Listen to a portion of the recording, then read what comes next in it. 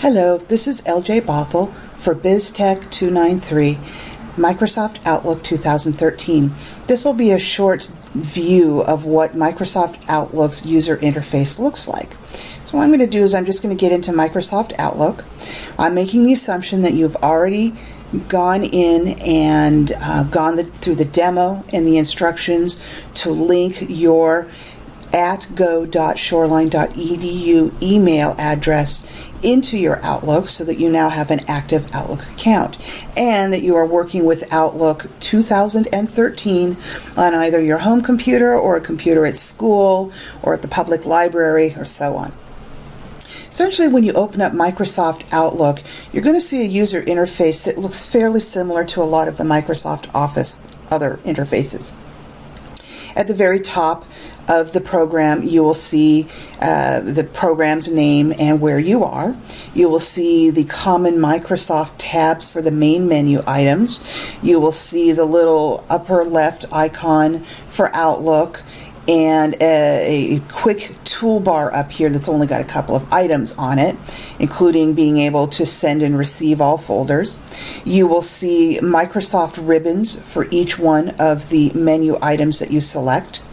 You will see the interface where your activity will take place. You will see the bottom bar of the program where you can make adjustments to the view size of messages of the program and so on.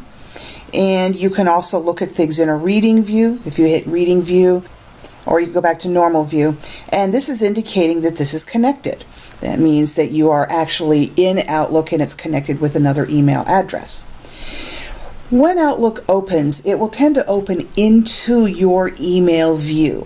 However, Outlook has a lot of different things going on in it. So part of your user interface is that you have a left-hand pane where you can see various file folders and areas where you've got email information. But near the bottom, you will see these little icons that indicate other parts of the program you can enter. The little blue envelope indicates that you're in email. If you hover over this little table, you're going to see a preview of the current calendar, including the day that we're on. If you hover over the little two people icon, this is where you can get in and work with your contact lists. And if you look at these three little dots and click it, you'll see that you have some other options: tasks, notes, folders, shortcuts. So for instance, I could click tasks and here I am. Interestingly, if you'd actually like to see a little bit more, this left-hand pane can be widened. Now I can see tasks, but there's a point where it has diminishing returns, so you don't normally want to widen it too much. You can easily, just keep it kind of narrow like this. And there will also be a point, if you make it too narrow, you won't be able to see anything. But note that you can actually look at this as sort of a form of shorthand, and you can expand or collapse.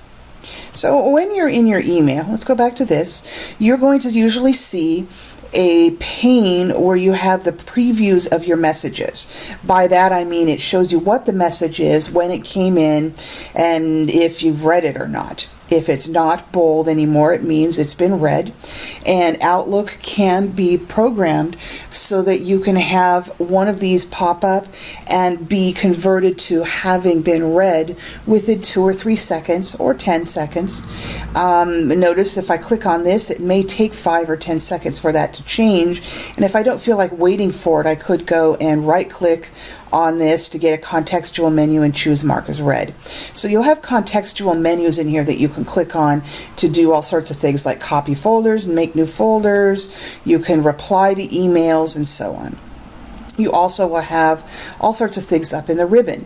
And if you get to the point where you don't want to see the ribbon, here at the bottom right-hand side of the ribbon, you can collapse it. However, if you decide you want to see it again, what you want to do is 4 little icons in from the right. There's this little tiny box. You want to click that and then click Show Tabs and Commands, and your ribbon will show up again. Now this is your preview pane of your message. What if you don't like the way this looks? What if it's too busy? Well, the great news is you can come over to View. You could do the same thing with your calendar, with your contacts, with your tasks, and you could change the view of things. So for instance, the folder pane. This is the folder pane. And I could go in here and say that I would like this minimized and see how it's been minimized. Or I can expand it again. The reading pane is indicating, because you can see this is highlighted, that the reading pane is on the right. I could change it to the bottom, which I personally prefer. So what about the to-do bar? The to-do bar gives you a chance to add an additional pane if you would like to see your calendar all the time. Or perhaps instead you'd like to see your people. Wow, your screen can get full of information. And then you can again turn these off, make life easier, and so on. Now, let's take a look at the calendar really quickly. The calendar will give you all sorts of views you could choose from. So you can view the calendar by week. You can view it by day. You can go to the Home tab and you can create new appointments, new meetings. You'll be covering all of these in different exercises in your books, and I'll show over the weeks we talk about the calendar some demos on this. You can come down here and you could choose to look in your contacts. Right now we have no contacts in our list yet. Again, your book will have you add contacts, and I will demo how this works. And you can send things to people in your contacts. You can actually create a contact group and send the same email to 10 people at the same time. And then down here you can get into tasks, and you'll be able to, view different ways to set up your tasks, to color code them, to set due dates, and so on. Again, there will be more demos on all of this. So overall, this is just a real basic look at how the Microsoft Outlook works. One little tip I'm going to give you. It will tend to open up with favorites and with your email account open. What the favorites are, so that you don't have to have this open all the time, you could choose to look at your inbox from here. Well, interestingly, this inbox is for the Outlook data file. Wow, what's that? The Outlook data file is part of the mechanism that allows Microsoft Outlook to work and to collect information from other places. But in a sense, it doesn't really show you anything. As you can see in your email down here, this is my example of the email that you'll be using. My inbox has stuff in it. However, the Outlook data file doesn't show any of that. So this isn't terribly helpful to me. Interestingly, also, the inbox is looking for information from this Outlook data file. So I could go here and I could right-click on my inbox, and then I want to see if I can add this in my favorites. Show in favorites, and here's this inbox. Now, interestingly, I don't necessarily want to see this inbox in my favorites, and that's for my data file, so I'm going to close that. And then I'm going to see if I could drag this up, and there's my real inbox, and I don't want to see stuff in my Outlook data file. Well, what else can I do here? I'm going to see if I could drag this down below. Okay, it's less important. I can leave this the way it is, or I could even choose to rename it by going into my file, making sure I'm in my info section, choose account settings, data files, click the data file and choose settings. And this just allows me to rename the file as I visually see it. It will not actually change the contents of the file or the access to the file, but I might just call this ZZ data file.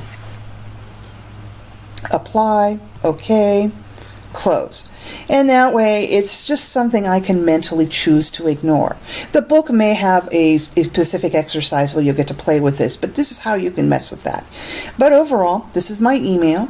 The Gmail and the sync issues, these will be things that are specific to your Gmail. Anyway, this gives you a really quick overview of what Microsoft Outlook looks like, and we'll have many more demos, and your book will give you lots of information on how to use various functions of it. Thank you very much.